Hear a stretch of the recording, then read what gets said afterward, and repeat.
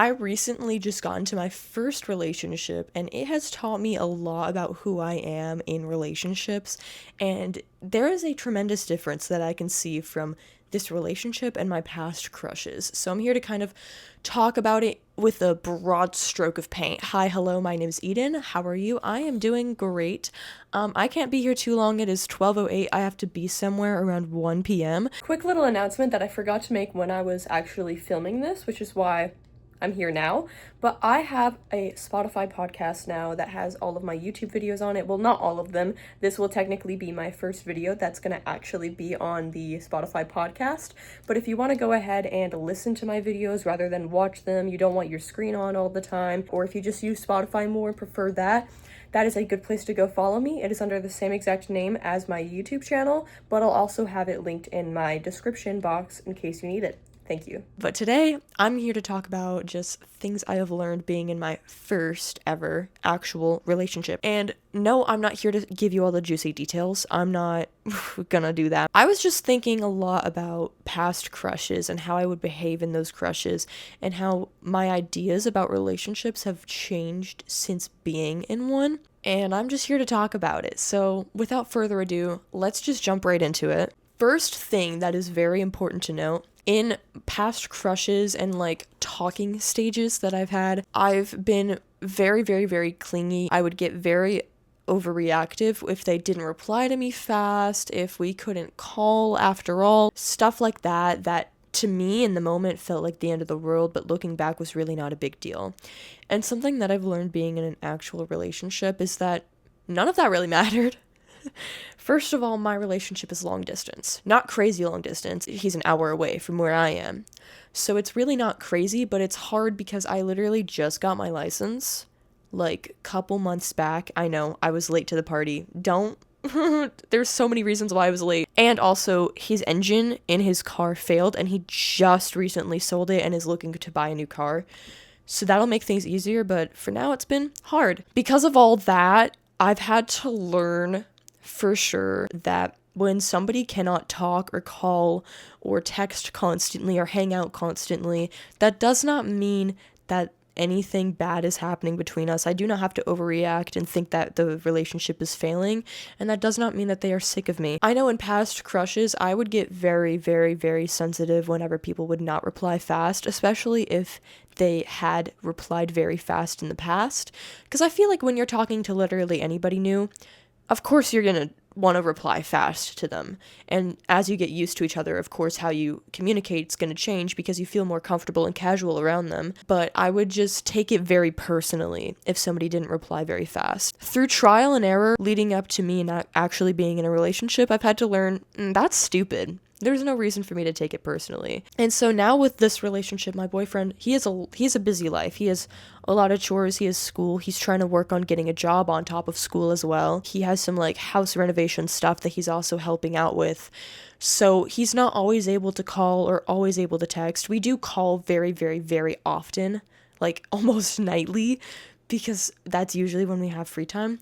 Although it does take away from like family time, so I need to like not do that as much. But texting, like, I just stopped expecting anybody to reply to me fast, and I stopped taking it personally. Personally, I think it's a very childish thing to take it personally and to get very offended about it. It reminds me of 14-year-old me, and 14-year-old me was very sensitive and stupid when it came to guys, and I just don't think it's a big deal when somebody doesn't reply fast. And I feel like part of that is because I no longer reply to anybody fast. I used to text people back really fast all the time because I felt ultra sensitive to that, and I no longer do that. And I feel like because I no longer do that, I no longer really expect it, and I don't really care about it because I know that texting is not the pinnacle of a friendship or a relationship. How they behave with like around you in real life matters a lot more than how they behave over text and how you interpret things over text. Some people just suck at texting. Like I feel so bad saying this after saying what I just previously said. She doesn't suck. My best friend Liliana, though, love her so much to death. I do not understand her way of texting. Every time she texts something and she finds something interesting or she's confused by something, anytime she types anything, no matter what it means, no matter if it's a question or not, she'll like have a word and then a space and then like 3 question marks. And it leaves me incredibly confused, especially when she just straight up replies with just 3 question marks. And I'm like, are you confused? What's going on? Sometimes that's just her way of saying that something's funny. I don't get it. People are very shocked, I feel like, whenever I say that me and my best friend, we only ever really talk in person or if we're planning to hang out, because we just never rely on text. For the vast majority of our friendship, we couldn't rely on text. So it just doesn't really matter to us. Like, we'll tell each other the details of our life if they're really important over text, but we'll like talk and yap and like old friends, like we never stop talking in real life. If my relationship with my best friend is that way, there's no reason for me to get ultra sensitive when I don't text somebody constantly, like that I'm interested in, you know what I mean? And like me and my boyfriend, we still text a lot, but I just think that's something I'm not near as sensitive about as I used to be. The second thing is love language. I've learned a lot about love language since actually being in a relationship. Because, of course, before actually being in a relationship, you can't just be super duper lovey-dovey and weird because you're not in a relationship, and that would make them uncomfortable and be kind of uncool. So now that I'm actually in one, I've learned a lot about just how I show affection. Number one thing that I've always known is quality time matters so much to me. That's another reason why long distance is really hard, is because I'm really into quality time and he's really into physical affection. Like, literally, when I picked him up to go to a dance, because yet again his car engine failed, his parents had an appointment that day, so we picked him up. I literally went to the door, and before I could even knock, he like swung the door open, whatever the word is, swung it open, and like gave me the biggest bear hug ever. That's just like his love language, is like physical affection, right? And in the past, I've had a lot of troubles with like friendships where their love language is physical affection, and I've just been massively uncomfortable with it. So for the longest time, I thought I was just not into physical affection, until I kind of had to realize I really like it when it's romantic. I'm okay with hugs, I'm okay with a handshake, I'm okay with fist bumps, high fives, like the light things. But whenever I've had friends that like want to hold hands or like, you know, lean on you and stuff, I've always just been very uncomfortable like with it, because it just feels so wrong. And it's just kind of like, I don't like that. So for a long time, I just thought, I'm just not a physical affection kind of gal. Wrong. Boo. Incorrect. It's just the context. It's just the relationship. Platonic? No. Let's keep it at a hug. I'm not gonna hold hands with you. Sorry, not sorry. Romantic? Oh yeah, I'm corny about. Okay, I'm actually gonna kill myself. Legitimately, yeah, that is my thing. So I've kind of just learned that not only am I really about quality time, those long, very deep conversations, not only do I literally want to know every single like fold within their brain when I'm in a relationship, but also like I really just enjoy being super duper close to somebody. Number 3, obsessive behavior. A lot of my old crushes, a massive hallmark of them, if that's the right term, if I'm using it correctly, has been obsession, and that's not good. I used to confuse obsession with crushes, and not like super duper serious love, but like love as in like a crush kind of love. I've mixed them up so often, and a lot of my old crushes, I feel so bad for saying this, but they have been obsessive and weird and clingy in all the wrong ways. I think that a lot of people nowadays think that their obsession is like what marks their relationship. Oh, I'm so obsessed with him because I love him so much. But obsession isn't good. Constantly being consumed by the thought of somebody 24/7 every day that it eats you alive is not good. Of course, if you have feelings for somebody, you're going to think about them all the time.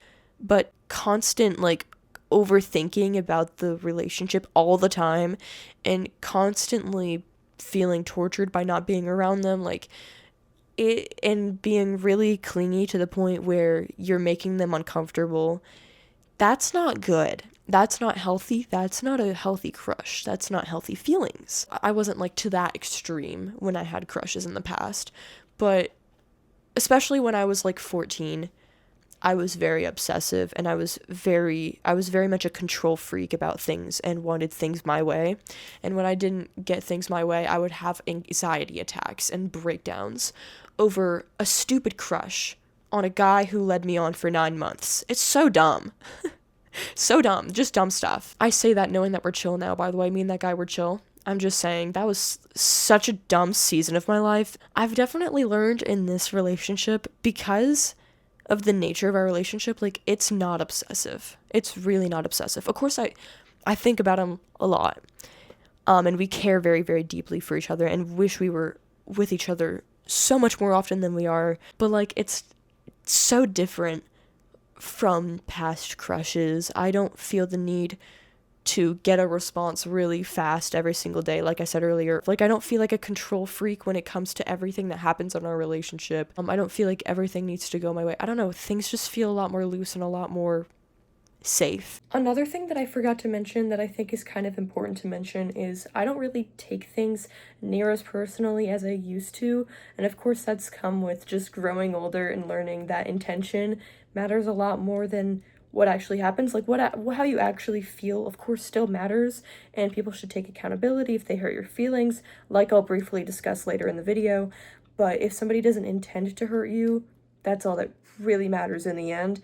And I just feel like younger me definitely took offense to a lot of things that maybe wasn't even worth batting an eye at. I just feel like this relationship has been very healthy because it hasn't been obsessive. It's just been a crush, and it's kind of been like a slow build instead of like a slow build up from, this guy's really cool, I'm kind of interested in him, to, oh, dang, I think he likes me and I think I like him back, to, yeah, we're kind of in a relationship now. Like, been more of a build, so that instead of like the rapid, oh my gosh, I'm obsessed with this guy kind of thing like I've had in the past. And I just feel like that's been a lot healthier for me. I'm just grateful that neither of us are really control freaks anymore, at the very least, and kind of just go with the flow when it comes to relationship stuff. Number 4, I want to talk about like boundaries and listening and like trust. I feel like there are a lot of guys out there who don't know how to take no for an answer, who don't know how to understand when somebody, especially a woman, is uncomfortable with something. Like, I have a lot of guy friends and I love them to death, but they don't know how to listen when you say, hey, that made me uncomfortable. Like, they won't do anything crazy. Let me specify. When I say uncomfortable, I mean like jokes that are offensive. Like, hey, I don't think that's a good joke to make. It's just a joke. Like, don't take it personally. It's not a big deal. Instead of being like, oh, I'm sorry, I personally don't understand why you feel that way. I'll be honest about that, but I'm very sorry. I did not intend to make you uncomfortable. I promise that I won't make those jokes around you. Stuff like that. I feel like there are a lot of guys who just don't know how to give that kind of answer, who don't have the maturity to answer that way. The other day, somebody made a joke at me that I didn't really appreciate, even though I knew they weren't being serious. And I was just like, hey, that was kind of mean. And they're like, okay, and I was like, okay, so you actually made me respect you a little bit less with that response, actually.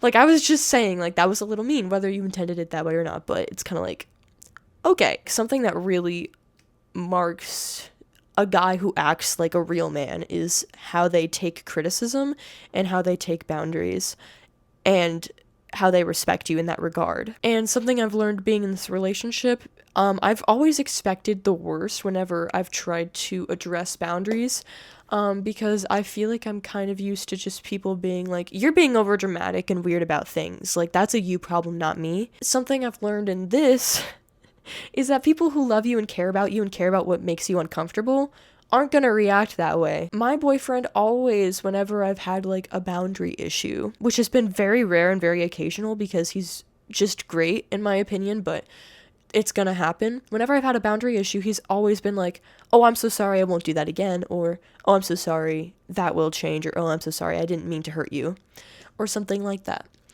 Instead of the defensive remark of, you're just being over dramatic and man up, blah, blah, blah, even though I'm not a man, you know? That really makes me realize, like, man, a lot of boys out there are not men. A lot of the boys out there are, in fact, just boys. They don't operate themselves like men, and because they don't really have that much regard for others, they don't really want to sacrifice for others. They value their own humor and comfort over others. And that's not manly, and that's just not good in general. I think that a lot of people, a lot of young people, a lot of young women, when they are in a relationship, they always forget that the person they're in a relationship with is not a man, they're a boy. My boyfriend, he's a boy. He can act like a man, like in that regard, but he's still just a boy. Something that really actually makes a man is their respect for others, their regard for others above themselves. And that's kind of just a basic human decency thing. Like, I hope you realize when I say, oh, that's manly, I'm not saying, like, that's just something that only men should do. Like, I feel like women should always also prefer others over themselves and make sacrifices for themselves and take boundaries correctly and not get defensive. But that's just something I've seen a lot from boys, is when there is something that it needs addressing, they get very defensive very fast. And that's not something that my boyfriend really does. He's a pretty great guy. He really actually cares about what makes me comfortable, and he really actually listens to my preferences. And I don't know why it's such a hard ask for people to just be that way and operate that way. But I guess it is, because I've heard horror stories about boys just being very inconsiderate in relationships, and I was just very afraid that my first relationship would be something like that, and it is so far from that, and that is great. So something that I've learned is just people who care about you, they'll listen to your boundaries. Number 5, the last one. Like I said earlier, I kind of like to learn every single intricate thing about every single fold within a person's brain when I deeply care about them and love them. I know that sounds obsessive, but I don't mean it in an obsessive way. I really just care about seeing the world through his eyes and understanding where he comes from on certain issues. I really care about knowing his life story, knowing the things that he struggles with, knowing the things that he's gone through. I feel so very deeply for the person that I literally just wish I could walk a single day in their shoes. No matter how horrible their life is, no matter how much they would say I wouldn't wish that on my enemy, just want to walk a single day in their shoes, live a single day through their eyes, just so I can understand who they are and how their brain works better. I wish I was better at starting, like, conversations like this, but sometimes I literally wish I could just go up to a friend, go up to my boyfriend or somebody I really care about, and literally just discuss their habits, discuss their thought processes, discuss what's going on up here, because I literally want to understand what is going on in that brain of theirs. When I care about somebody, I care about them so deeply that I literally just want to study their brain and, like, dissect it. And that sounds so crazy, but I know I'm not the only one out there. I know there are a lot of women who are like that. And I feel like that's also goes hand in hand with the quality time thing, and that being, like, my top love language, quality time. Also, words of affirmation matter. I forgot to say that. Gift giving, maybe a little bit.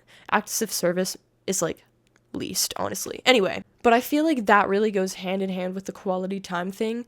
Part of why I really love spending time with people is because of the deep conversations. And the deep conversations tell me so much about who they are as a person, the experiences that they've gone through, and their thought processes, their deep held beliefs, and that those are the things I really care about. If that was, like, a love language, that would be my top one for sure. But I guess that kind of goes with, like, quality time, I guess. If you're also that way, let me know.